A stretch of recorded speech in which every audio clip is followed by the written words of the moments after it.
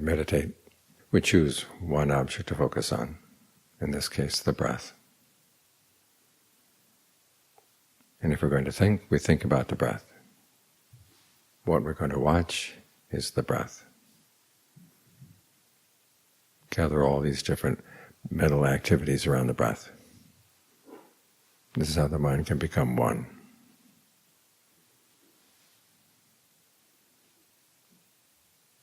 And once you've chosen the breath as your object, then you try to stick with it. You hold on. We hear so much about the path being a path of letting go. But there are a lot of things you have to hold on to. You have to hold on to the basic principles that the Buddha said apply in all cases, which is that there are some actions that are skillful and should always be done, other actions that are unskillful and should never be done.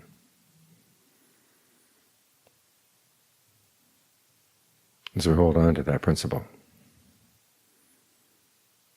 We may be holding on to a view, holding on to our ideas about how things should be done. But we're holding on for a purpose, not just holding on and staying there. The image the Buddha gives is of a raft. On this side of the river is danger. On the other side of the river is safety. And there's no bridge, there's no boat going across, so you have to make a raft. You make a raft out of the twigs and branches you find on this side. Then you tie it together well, and then you make an effort to cross the river holding on to the raft. And you don't let go until you get to the other side. And when you do get to the other side, that's when you can let it go.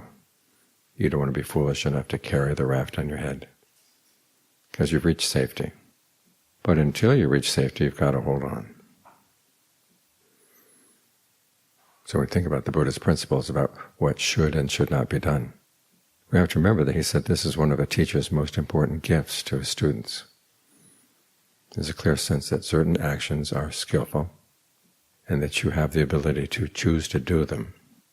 Other actions are unskillful and you have the ability to choose not to do them. You hold on to that principle. Anything else that would get in the way, anything that would be contrary to that, that's what you let go. That's your raft. As the Buddha said, we could train the mind to think nothing but skillful thoughts. He compares it to being a cowherd. Back in the old days, if you had cows, you had to be very careful during the rainy season because rice was growing in the paddies. You wanted to make sure your cows didn't get into the rice, because if they did get into the rice, there'd be a lot of trouble. So if they're heading toward the rice, you have to beat them back. Whatever is needed to stop them, you do that.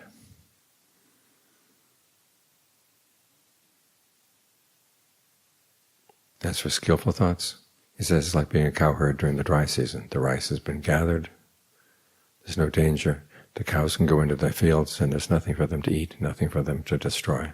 So they can wander as they like.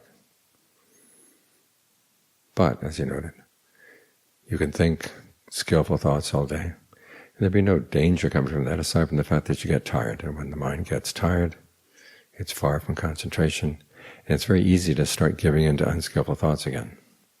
So you want to get the mind to rest in concentration. So you need this as your source of strength, the ability to stay right here. And you want to hold on to this. Here again, you're holding on to a way of doing things, but you're holding on with the purpose ultimately of arriving at another place and then letting go. That's the difference. If you hold on to an activity simply for the sake of holding on, that's going to be suffering. Buddha identifies suffering as clinging to the five aggregates: form, feeling, perceptions, thought fabrications, consciousness. And there are four ways of clinging. You can cling in terms of sensual pleasure, sensual desire. You can cling in terms of your views. You can cling in terms of your ideas of what should and shouldn't be done. And you can cling in terms of your sense of who you are, all of which you can create out of these aggregates. and that's suffering. But the path to the end of suffering also involves aggregates. Like you're sitting right here, focused on the breath. That's the body or form.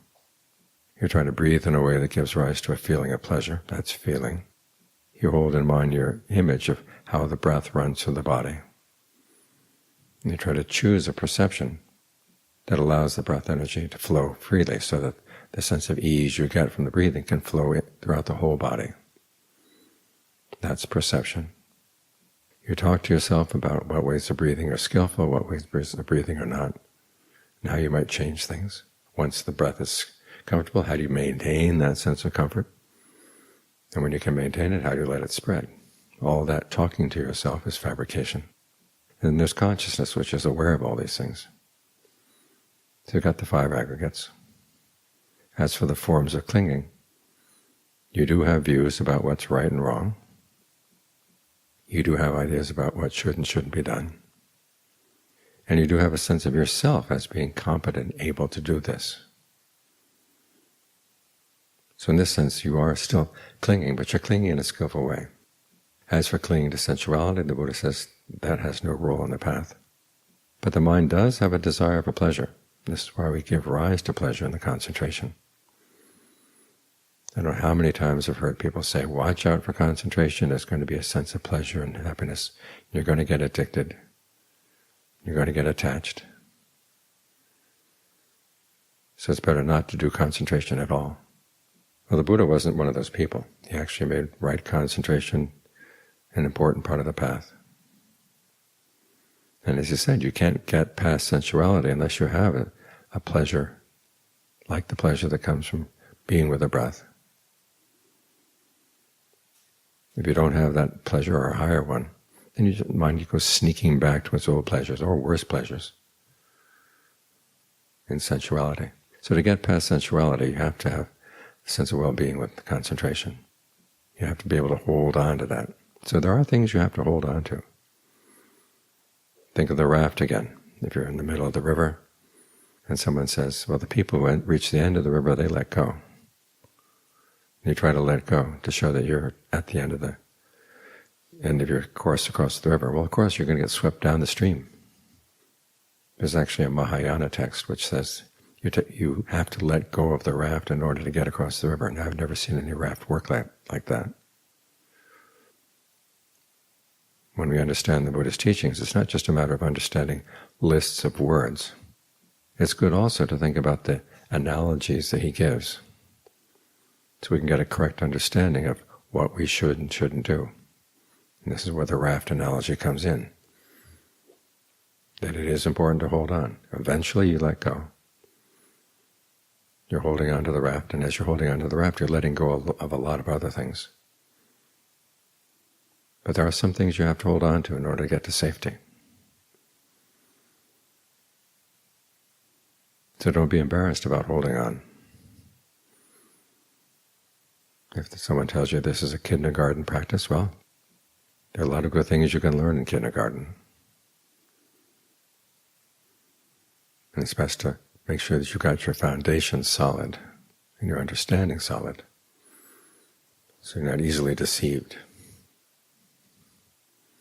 I've noticed that the people who get deceived about the nature of the path, the ones that are told, well, just let go.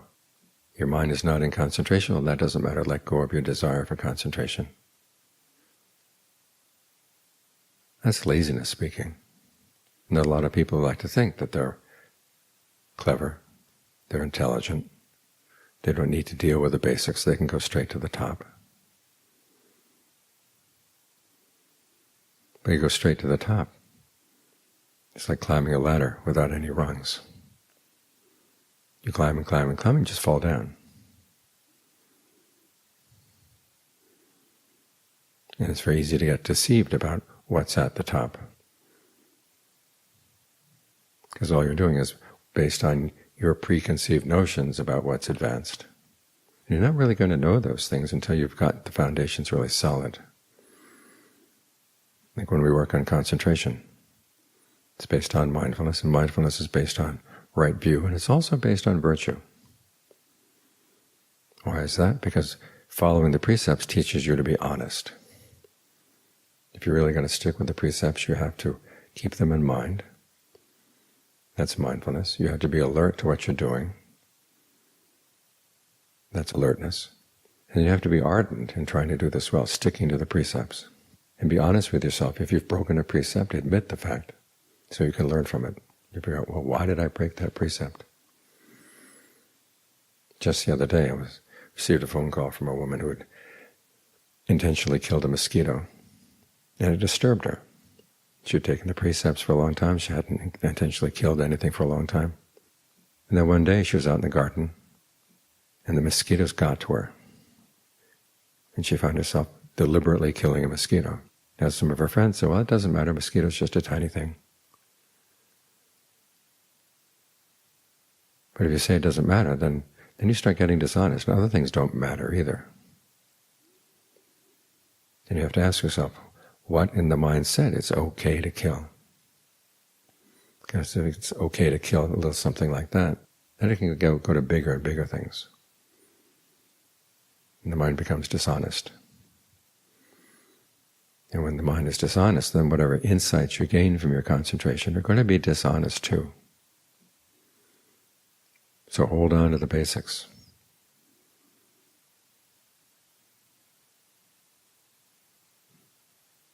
You got that raft, and it's the same raft from the beginning of this side of the river over to that other side of the river.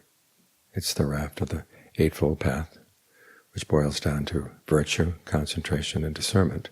All three of those are going to be required to take you all the way across. So those are the things you hold on to. And don't be embarrassed that you're holding on, because when you hold on to these things, it allows you to let go of all kinds of other things. The other things that come sweeping down the river, you don't have to hold on to them. You hold on to what will take you to safety. Then once you've arrived, that's when you can totally let go. So have a clear sense of time and place in your holding on, time and place in your letting go. And that's how you can be said to be wise.